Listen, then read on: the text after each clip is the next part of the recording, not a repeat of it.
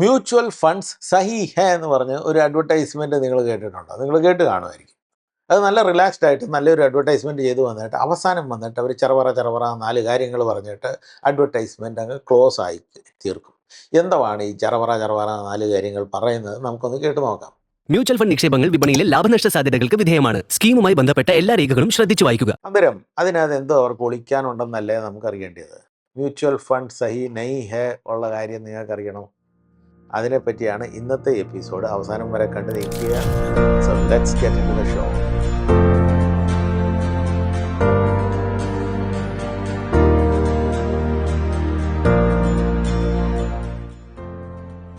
Mutual fund നിക്ഷേപങ്ങൾ വിപണിയിലെ ലാഭനഷ്ട സാധ്യതകൾക്ക് വിധേയമാണ്. സ്കീമുമായി ബന്ധപ്പെട്ട എല്ലാ രേഖകളും ശ്രദ്ധിച്ചു വായിക്കുക. സെബിയുടെ റെഗുലേഷൻ ഉള്ളത് കൊണ്ടായിരിക്കും ഇവർ ഈ സ്മോൾ ക്ലിപ്പ് പറയുന്നത് തന്നെ. അവർക്ക് പറയുവാൻ ആഗ്രഹമില്ലാത്തത് കൊണ്ട് തന്നെയാണ് ഇത്രയും ഫാസ്റ്റായിട്ട് അവർ പറഞ്ഞു പോകുന്നത്. പക്ഷേ ഇതിനകത്ത് അവർ പറയുന്നതിനകത്തൊരു വാസ്തവം കൂടെ ഉണ്ട്. പലരും അത് അറിയുന്നില്ല. നമ്മൾക്കറിയാമല്ലോ, മ്യൂച്വൽ ഫണ്ടിൽ നമ്മൾ മാർക്കറ്റിൽ പോയി നിക്ഷേപം ചെയ്യുമ്പോൾ ഇമ്മീഡിയറ്റ്ലി ഇമോഷൻ ടേക്ക് ഓവർ ചെയ്ത് കഴിഞ്ഞിട്ട് നമ്മൾ വിഡ്രോ ചെയ്യാൻ നോക്കിക്കഴിഞ്ഞാൽ വളരെ നഷ്ടങ്ങളൊക്കെ വന്നെന്നിരിക്കും. പക്ഷേ അതേസമയം പേഷ്യൻ്റായിട്ട് ഇരുന്നിട്ട് പല കാര്യങ്ങളും നമ്മൾ തന്നെ സമാധാനമായിട്ട് മാനേജ് ചെയ്ത് പോയി കഴിഞ്ഞാൽ വലിയ ലാഭം കൂടെ കിട്ടും. പക്ഷേ ഇതിനകത്ത് ഒന്ന് മാറ്റി നിർത്തേണ്ടി വേറെ 2 കാര്യങ്ങൾ കൂടെ ഉണ്ട്.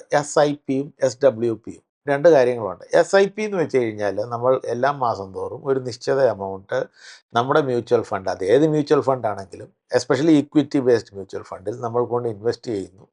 എന്നിട്ട് മാർക്കറ്റ് പൊതുവെ ഓൺ എ ലോങ്ങർ ടേം മുകളിലോട്ടാണ് പോകുന്നത്. അന്നേരം മുകളിലോട്ട് പോകുമ്പം ഗ്രാജുവലി നമ്മൾ ഒരു 5-10 വർഷം കഴിഞ്ഞിട്ട് നമ്മൾ ആ മ്യൂച്വൽ ഫണ്ടിനെ പിന്നെ ഒന്ന് നമുക്ക് വേണ്ടി മാത്രം എടുത്തങ്ങ് വിഡ്രോ ചെയ്യുമ്പോൾ അത് സാധാരണപ്പെട്ട ആ ഓട്ടത്തിനെക്കാട്ടിയും വളരെ നല്ലപോലെ ഒരു റിട്ടേൺ നമുക്ക് കിട്ടും.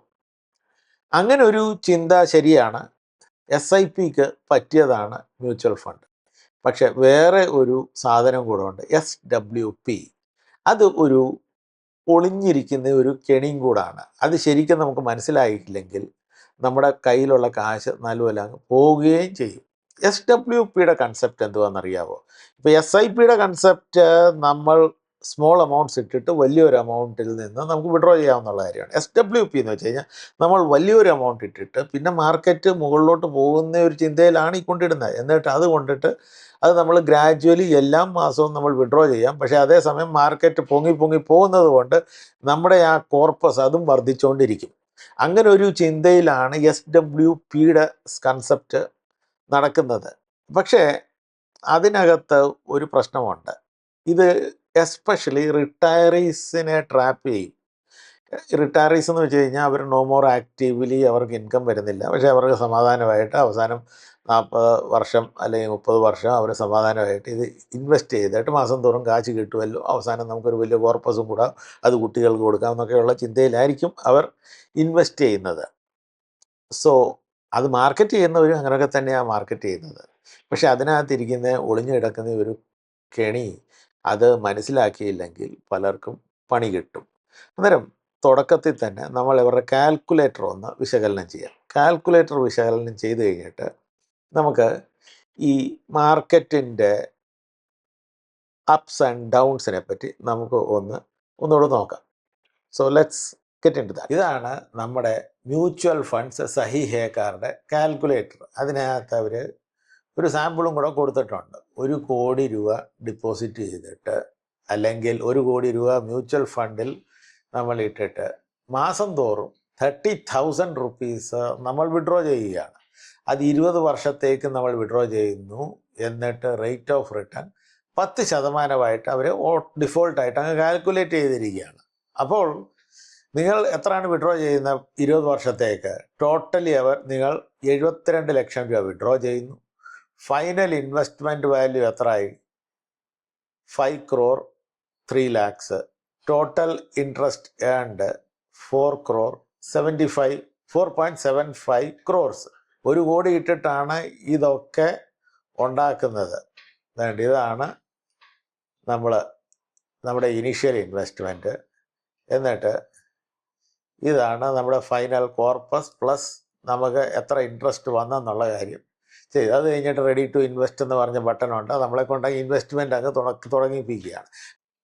ഇപ്പോൾ നമുക്ക് ഈ നിഫ്റ്റി ചാർട്ടിലോട്ടൊന്ന് നോക്കിയേക്കാം, ഒന്ന് ശ്രദ്ധ തിരിച്ചു വിടാം.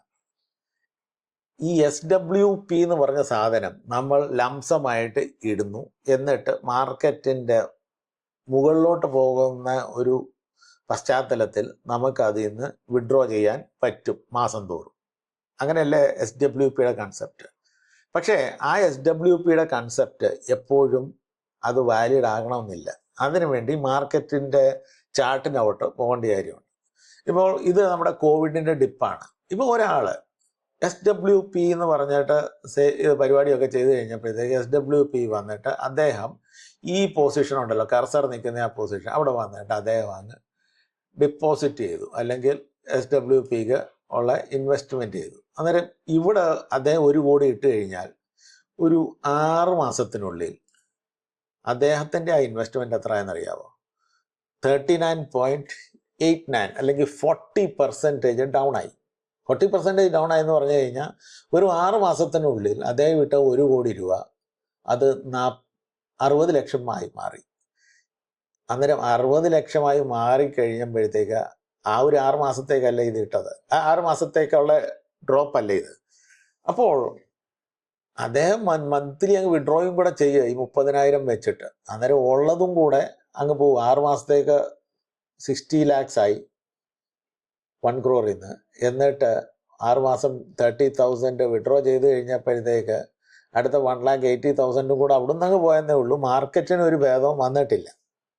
എന്നിട്ട് ഇപ്പം ഈ ഇരിക്കുന്ന ഒരു സിറ്റുവേഷനിൽ നിന്ന് മാർക്കറ്റ് എത്ര മുകളിലോട്ട് പോകണം അത് നമുക്കറിയണ്ടേ. അന്നേരം മാർക്കറ്റ് ഇപ്പോൾ ഈ നിൽക്കുന്ന സിറ്റുവേഷനിൽ നിന്ന് ഈ ലെവലിൽ വരെ വരണമെങ്കിൽ അത് എത്ര പൊങ്ങണമെന്നറിയാം? 62.12% പൊങ്ങിയിരിക്കണം. എന്ന് വെച്ച് കഴിഞ്ഞാൽ ആ ലോവർ ബോട്ടമിൽ കിടക്കുന്ന വാല്യൂവിൽ നിന്ന് 62.12% മുകളിലോട്ട് പോയെങ്കിൽ അദ്ദേഹം ഇട്ട ആ 1 കോടി തിരിച്ചു വരത്തുള്ളൂ. വീണപ്പോൾ എത്ര ആയിരുന്നു? 40% വീണുള്ളൂ. പക്ഷെ മുകളിലോട്ട് പൊങ്ങിപ്പോകണമെങ്കിൽ 62% പൊങ്ങണം. കാരണം എന്താണെന്നറിയാമോ? ആ 60 lakhsന്റെ എത്ര പെർസെൻറ്റേജാണ് 1 crore? അങ്ങനെയാണ് പോകുന്നത്. മനസ്സിലായോ? നിങ്ങൾക്ക് ആ മാത്തമാറ്റിക്സ് മനസ്സിലായി കാണുമായിരിക്കും. അതുകൊണ്ട് ഇപ്പോൾ നമ്മൾ SWP ഏത് സമയത്ത് ഇടുന്നുണ്ടെന്നുള്ള കാര്യം കൂടെ വളരെ ഇമ്പോർട്ടൻ്റ് ആണ്. SIPയിൽ അത് അത്ര ഇമ്പോർട്ടൻ്റ് അല്ലാത്തത് എന്താണെന്നറിയാമോ? ബിക്കോസ് SIP നമ്മൾ സ്മോൾ ചങ്ക്സ് ആണ് ഇടുന്നത്. നമ്മൾ മുകളിൽ കൊണ്ടിട്ടാലും താഴെ കൊണ്ടിട്ടാലും അതിൻ്റെ ഈ പ്രപ്പോർഷനായിട്ട് നമുക്ക് യൂണിറ്റ് കിട്ടും. അവസാനം നമുക്കങ്ങ് കിട്ടുമെന്നേ ഉള്ളൂ. ആ ഒരു കാൽക്കുലേറ്റർ നമ്മൾ കണ്ടായിരുന്നല്ലോ. ആ കാൽക്കുലേറ്ററിനകത്തുള്ള ബിഗ് പ്രോബ്ലം ഇസ് ദാറ്റ് അത് അസ്യൂം ചെയ്യുന്നത് എപ്പോഴും മാർക്കറ്റ് മുകളിലോട്ട് തന്നെ പോകും. ഓൺ എ ലോങ് റൺ തീർച്ചയായിട്ടും മാർക്കറ്റ് എപ്പോഴും മുകളിലോട്ട് തന്നെയാണ് പോകുന്നതെങ്കിലും നമ്മൾ ഇട്ട് കഴിഞ്ഞിട്ട് നമ്മൾ ഇമ്മീഡിയറ്റ്ലി വിഡ്രോയും ചെയ്യാൻ തുടങ്ങുവാന്നല്ലോ മന്ത്ലി. മനസ്സിലായോ? അന്നേരം അത് അത്ര പറ്റത്തില്ല. അതുകൊണ്ട് SWPയിൽ ഇടുന്നവർ ഇച്ചിരി ചിന്തിച്ചിട്ട് ഇടണം, നമ്മൾ ഇടുന്നത് ഏത് പൊസിഷനിലാണെന്നുള്ള കാര്യം. പിന്നെ മാർക്കറ്റ് നാളെ കാലം താഴോട്ട് എത്ര നേരം പോകുമോ അതോ എത്ര നാളത്തേക്ക് പോകുമോ എന്നുള്ള കാര്യം പോലും നമുക്കറിയുന്നില്ല. അതുകൊണ്ട് SWPയിൽ ഇടുമ്പോൾ നമുക്ക് ഒരു മെക്കാനിസം വേണം, എങ്ങനെയാണ് SWPയിലും നമ്മൾ വിഡ്രോ ചെയ്യേണ്ടതെന്നുള്ള കാര്യം. അല്ലാതെ SWPയിൽ ചുമ്മാതെ ഇട്ടിട്ട് ഡയറക്റ്റ്ലി അടുത്ത മാസം തൊട്ട് നമ്മൾ ആഗ്രഹിക്കുന്ന 30,000 whatever percentage അതങ്ങ് വിഡ്രോ ചെയ്യാൻ തുടങ്ങിക്കഴിഞ്ഞ് കഴിഞ്ഞാൽ നമുക്ക് പണിയാകും. ആ 20 വർഷത്തേക്ക് അത് നീണ്ടു നിൽക്കത്ത് പോലും ഇല്ല. 5-6 വർഷത്തിനുള്ളിൽ കാര്യങ്ങൾ തീർന്നു കിട്ടും. എന്നിട്ട് മ്യൂച്വൽ ഫണ്ടുകാർ വേറെ സലാം, പരിപാടി കഴിഞ്ഞു, നിങ്ങളുടെ കാശെല്ലാം തീർന്നു പോയി, ഇതാണ് കണക്ക്, അങ്ങനെ പറഞ്ഞിട്ട് നമുക്കൊരു പണി കിട്ടും.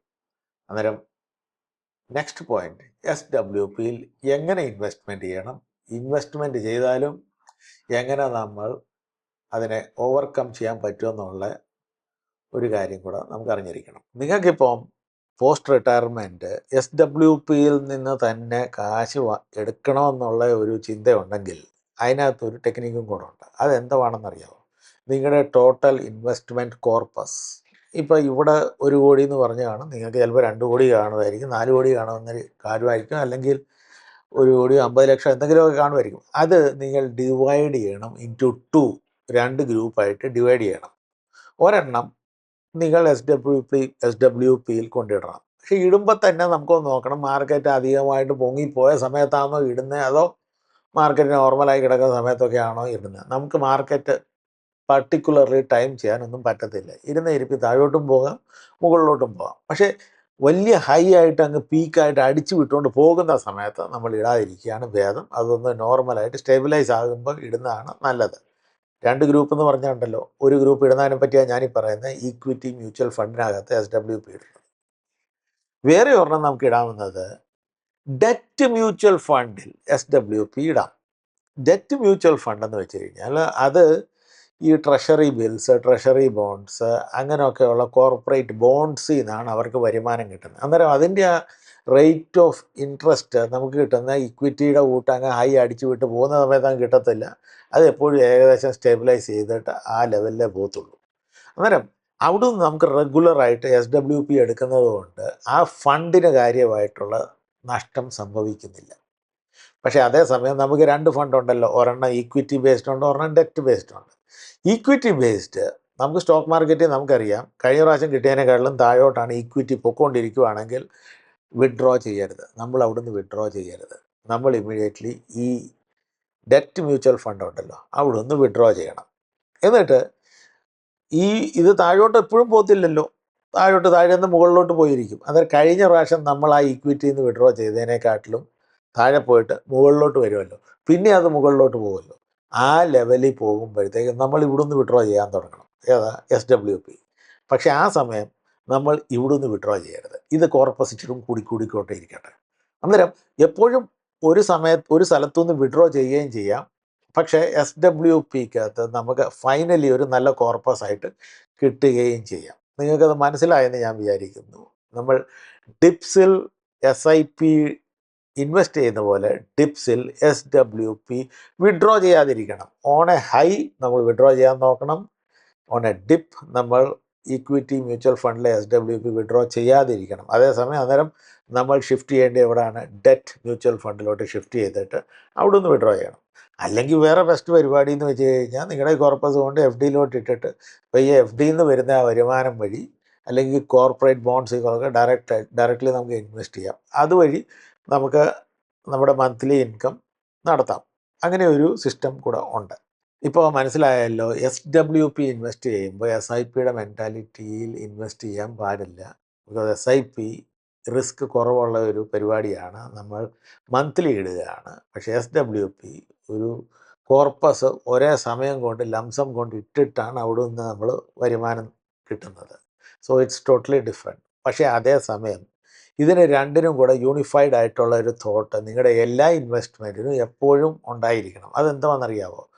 നമ്മളെ വശീകരിക്കുവാനായിട്ട് പല മ്യൂച്വൽ ഫണ്ട് സ്കീംസ്, കോർപ്പസ്, കുന്തനാണ്ടം എന്നൊക്കെ പറഞ്ഞുകൊണ്ട് വന്നിട്ട് പറയും, കഴിഞ്ഞ ഒരു വർഷം 30% ഞങ്ങൾ റിട്ടേൺ കൊടുത്തു, വേറെ ഒരെണ്ണം ഞങ്ങൾ 25% റിട്ടേൺ കൊടുത്തു. ഇതൊക്കെ കാണുമ്പോഴും കേൾക്കുമ്പോഴും നമ്മുടെ മാനസിക അവസ്ഥ എന്താണെന്നറിയാമോ? നമ്മൾ ഇൻവെസ്റ്റ് ചെയ്യുമ്പോഴത്തേക്ക് അതേ 30% കിട്ടും, അതേ 25% ഒരു വർഷം കൊണ്ട് കിട്ടും എന്നുള്ള ചിന്തയിലാണ് നമ്മളിരിക്കുന്നത്. അത് ഭയങ്കര ഒരു മിത്താണ്.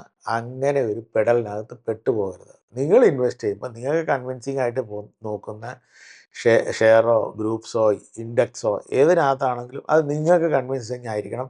എന്നിട്ട് ഇൻവെസ്റ്റ് ചെയ്ത് കഴിഞ്ഞിട്ട് ഇമ്മീഡിയറ്റ്ലി നിങ്ങൾക്ക് ആ വിചാരിക്കുന്ന രീതിയിൽ മുകളിലോട്ട് നമ്മുടെ സ്റ്റോക്സ് എല്ലാം, നമ്മുടെ ഫണ്ട്സിൻ്റെ വാല്യൂ പോയില്ലെങ്കിൽ നമ്മൾ ഇമ്മീഡിയറ്റ്ലി എടുത്ത് വിഡ്രോ ചെയ്തിട്ട് പിന്നെ അടുത്ത ഒരു സ്റ്റോക്ക് ഗ്രൂപ്പിനകത്ത് കൊണ്ടിടരുത്. ബിക്കോസ് അതെന്ന് വെച്ച് കഴിഞ്ഞാൽ ഈ ബോംബെയിൽ ഒക്കെ ജീവിച്ചവർക്കറിയാം, ചില 2 തരമുണ്ട്, ഫാസ്റ്റ് ട്രെയിനുണ്ട്, സ്ലോ ട്രെയിനുണ്ട്.